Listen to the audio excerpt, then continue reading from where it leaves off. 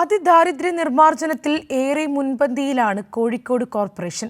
അതിദരിദ്രരെ കണ്ടെത്തി പുനരധിവസിപ്പിക്കുന്നതിൽ വിപുലമായ പദ്ധതികൾ നടപ്പിലാക്കിയാണ് കോർപ്പറേഷന്റെ ഇടപെടൽ. കോർപ്പറേഷൻ പരിധിയിൽ കണ്ടെത്തിയ 814 അതിദരിദ്രരിൽ ഭക്ഷണം, ആരോഗ്യം, അടിസ്ഥാന വരുമാനം, സുസ്ഥിരമായ വാസസ്ഥലം എന്നീ ഘടകങ്ങൾ ഉൾപ്പെടുത്തി മൈക്രോ പ്ലാൻ തയ്യാറാക്കിയാണ് അതിദാരിദ്ര്യ നിർമ്മാർജ്ജനം നടപ്പിലാക്കുന്നത്. ഇതിൽ 650 പേർക്ക് ഭക്ഷണവും 659 പേർക്ക് ചികിത്സാ സഹായവും 28 പേർക്ക് വരുമാന മാർഗവും കോർപ്പറേഷൻ നൽകി വരുന്നു. അതിനു പുറമെ കൂടുതൽ പേർക്ക് സ്ഥിരതാമസം ഉൾപ്പെടെ നൽകിയാണ് കോർപ്പറേഷന്റെ ഇടപെടൽ. ഇപ്പോൾ നമ്മുടെ മുമ്പിലുള്ള ഏറ്റവും പ്രധാനപ്പെട്ട വെല്ലുവിളി എന്ന് പറയുന്നത് ഇവർക്കുള്ള വീടുകൾ എത്ര വേഗത്തിൽ ചെയ്തു കൊടുക്കാം എന്നതാണ്.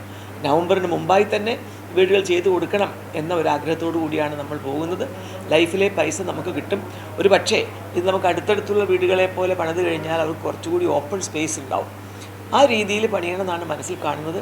അതിന് സർക്കാരിൻ്റെ ഒരു പ്രത്യേക പെർമിഷൻ മേടിക്കേണ്ടതുണ്ട്.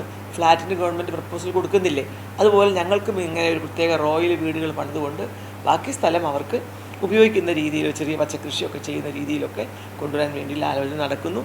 സമൂഹത്തിൽ ഒറ്റപ്പെട്ടുപോയ മനുഷ്യർക്ക് വലിയ കൈത്താങ്ങാവുന്ന സർക്കാർ പദ്ധതിക്ക് ഇടപെടലിലൂടെ വലിയ പിന്തുണ നൽകുന്നു കോർപ്പറേഷൻ.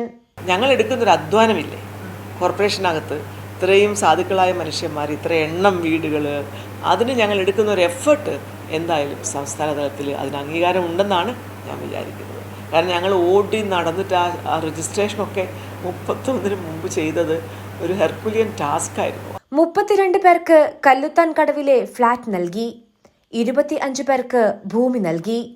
ബേപ്പൂരിലെ റവന്യൂ വകുപ്പിന്റെ ഭൂമിയിൽ ബാക്കി വന്ന 38 പേർക്ക് 3 സെന്റ് സ്ഥലം നൽകാനുള്ള തയ്യാറെടുപ്പിലാണ് ഇപ്പോൾ.